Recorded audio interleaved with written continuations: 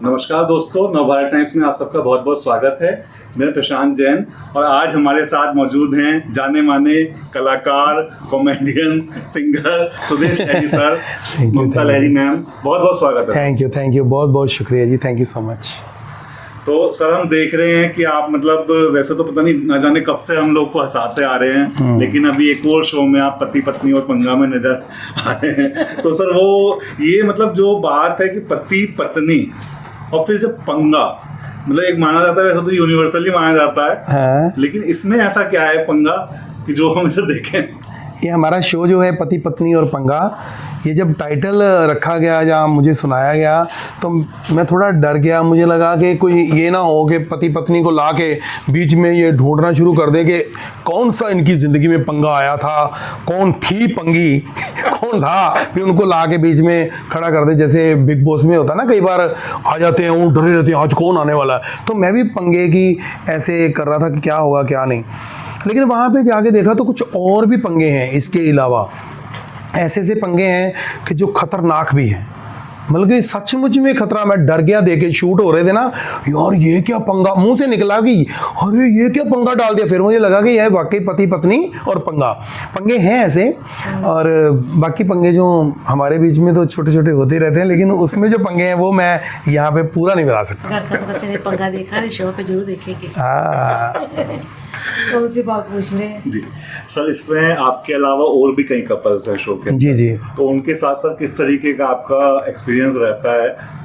बहुत ही बढ़िया जी। वो ऐसे कपल हैं कि उनसे भी बहुत कुछ सीखने को मिलता है, कैसे लड़ाइयाँ करनी हैं। क्योंकि वो मतलब जब वो लड़ते ना, ऐसे लगता है कि अब पता नहीं क्या होगा, पता नहीं में के बीच में क्या हो जाएगा, ये तो खत्म ही ना हो जाए यार, ऐसा ना लड़े। लेकिन वो एक स्टाइल है, बाद में उसी वक्त माहौल चेंज हो जाता है। कई बार ना हम लोग सोचते हैं कि शायद ऊंचा बोलने वाले जो होते हैं वो लड़ाके होते हैं, नहीं, वो उनमें मैं ऐसा देखता हूँ, कई बार मेरी आंखों में आंसू आए थे उनको देखकर भी। इतना प्यार, जब वो रियलिटी चेक जो है ना हमारे शो में, पति पत्नी और पंगा जोड़ियों का रियलिटी चेक, वो रियलिटी चेक ऐसी चीज़ है कि आज रियलिटी पे मिलेगा चेक। जब उनकी रियलिटी में देखता हूँ तो मुझे लगता है यार हमारी शादी को तो चलो 40 साल हो गए हैं, ये आज ही इनका हुआ इतना प्यार।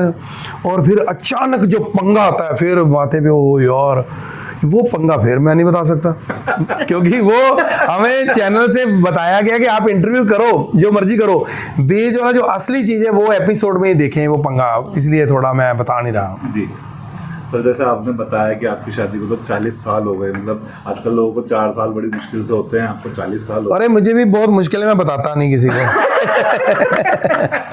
अंदर से तो काम खत्म हो चुका है सर, बस लगे हुए हैं। और पहली बार मेरी वाइफ मेरे काम आई है जिंदगी में, इस शो में, क्योंकि ये नहीं होती शो भी नहीं मिलना था, क्योंकि मजबूरी है, पति पत्नी और पंगा। अगर वैसे होता लहरी निया और पंगा तो फिर निया नहीं आना था। तो सर मेरी किस्मत थी, किस्मत है। हाँ नहीं। तो सर आपकी लाइफ में कोई पंगा आपको याद आता हो 40 सालों में?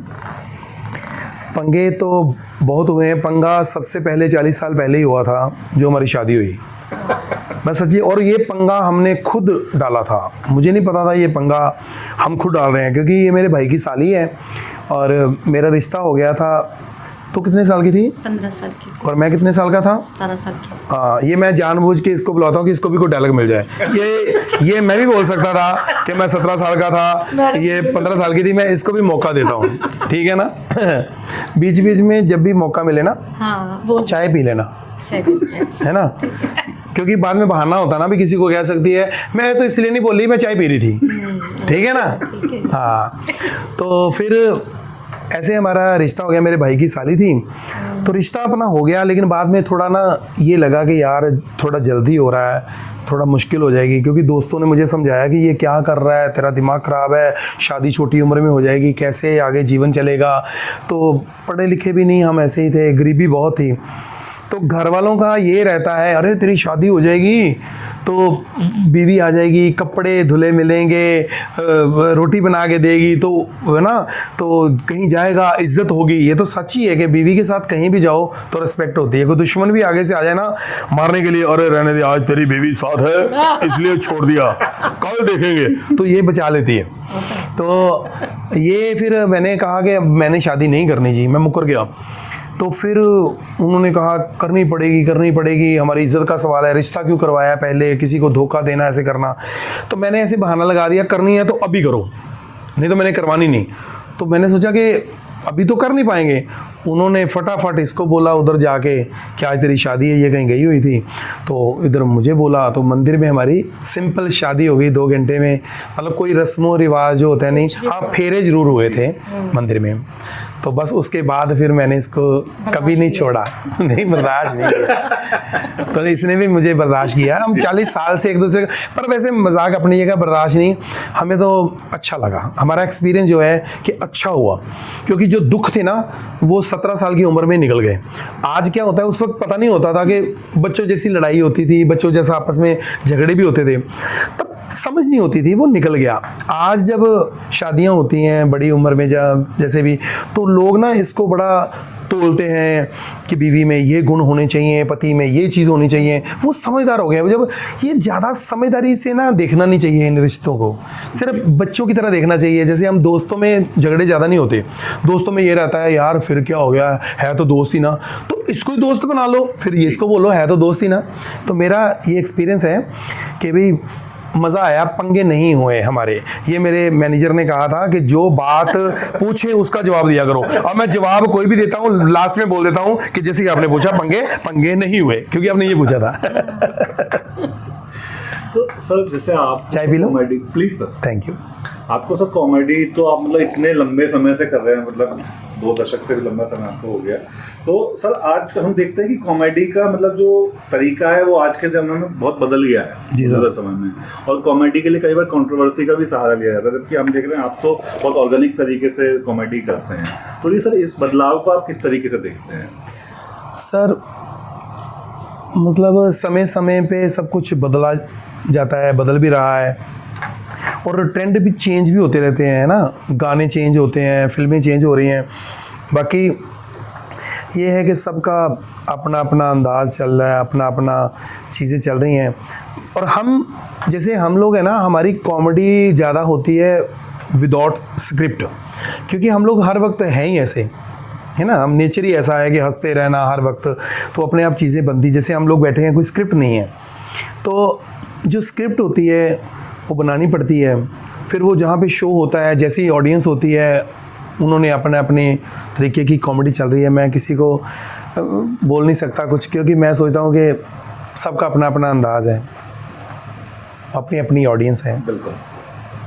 तो सर जो कॉमेडी होती है वो उसके लिए जो अंदर से मतलब कॉमेडी आती है, कोई वजह होती है पीछे से, कोई इमोशन होता है, आपका वो क्या इमोशन और वजह है? हमारा ये रहता है कि कोशिश होती है कि थोड़ा सा बच के करते हैं कि जो सब सुन ले, है ना। थोड़ा बहुत तो हमसे भी चीज़ें हो जाती हैं, लेकिन कोशिश होती है कि फैमिली में बच्चे भी हमको पसंद करें, बड़े भी करें, और बड़े कहें कि बेटा देखो ये देखा कर, है ना, बच्चे कहें मम्मी ये देखो, तो सारे देखें, एक टाइप की ऑडियंस ना हो, सारे पसंद करें।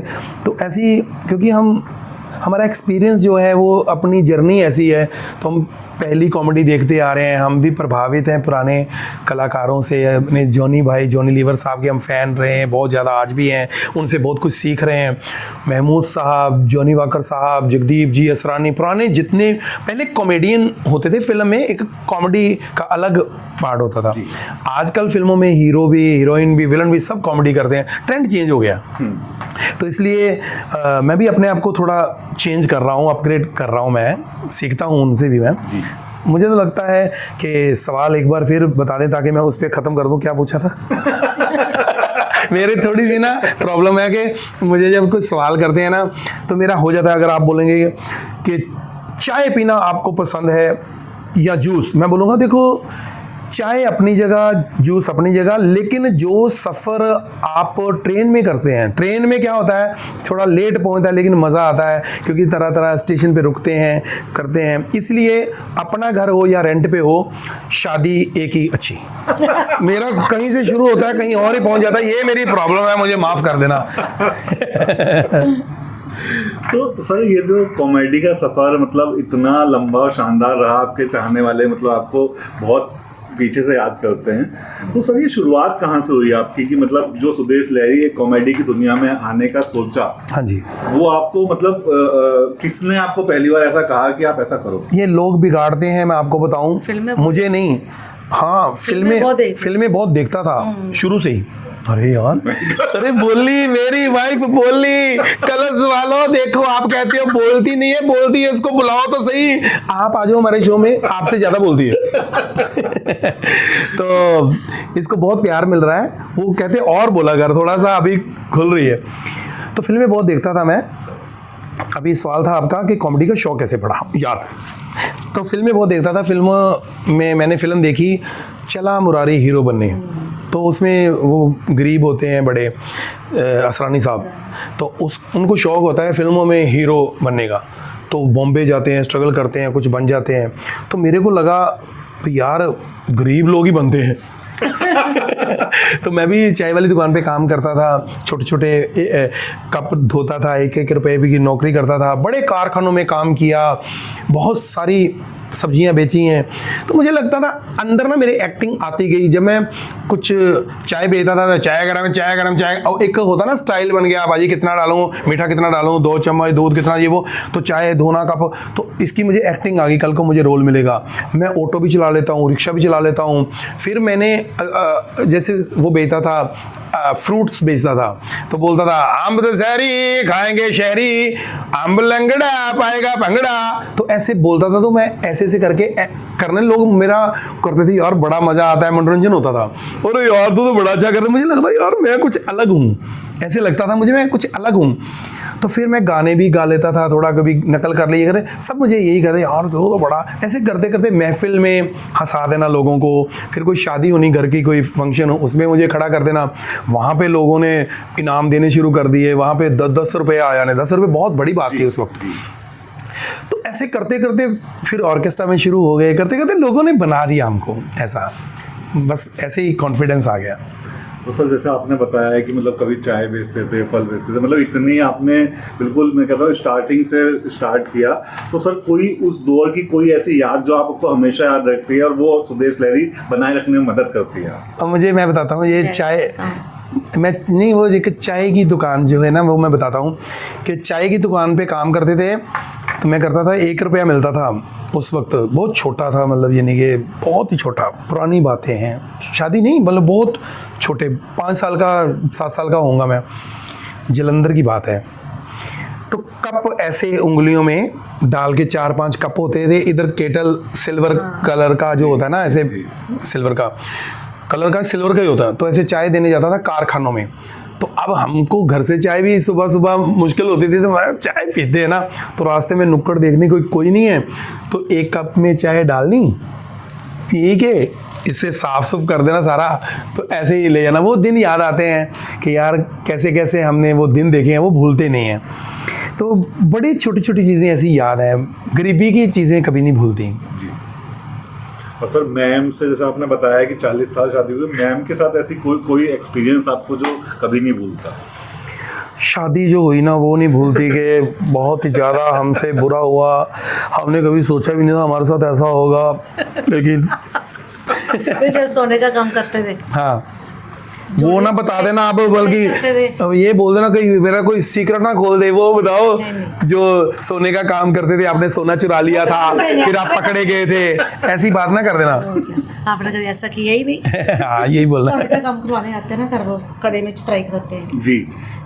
मैं गोल्ड का काम करता था, डिजाइनिंग का काम करता था, तो लोग हमसे कड़े के ऊपर डिजाइन बनवाने आते थे। तो आपको एक्टिंग का शौक था? हाँ, मुझे एक्टिंग का शौक था। तो ऐसे करके एक बार ना कड़े के अंदर ना एक चीज़ होती है लाख जिसको बोलते हैं, तो ऐसे भर रहा था तो वो ऐसे करके कट लग गया। तो मैंने बोला तो जो आया हुआ था मेरा कस्टमर जो करवाने का कह रहा है एक्टिंग ना कर। हाँ, मैंने कहा भाई एक्टिंग नहीं कर रहा, मेरे सचमुच में लगी है। फिर एक्टिंग, अरे एक्टिंग स्टेजों पे क्या कर, मेरा खून निकला। अरे खून भी लगा लिया। अरे एक्टिंग ना कर भाई, काम कर ले, एक्टिंग कर ले।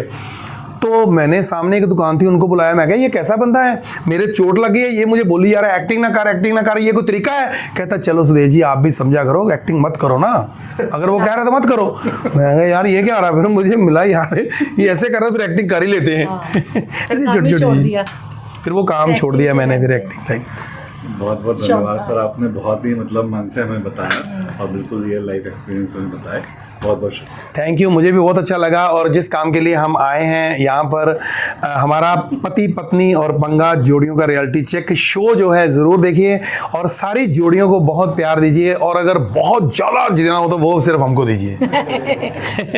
थैंक यू सो मच नव भारत में thank you so much sir बुलाने के लिए, थैंक यू सो मच।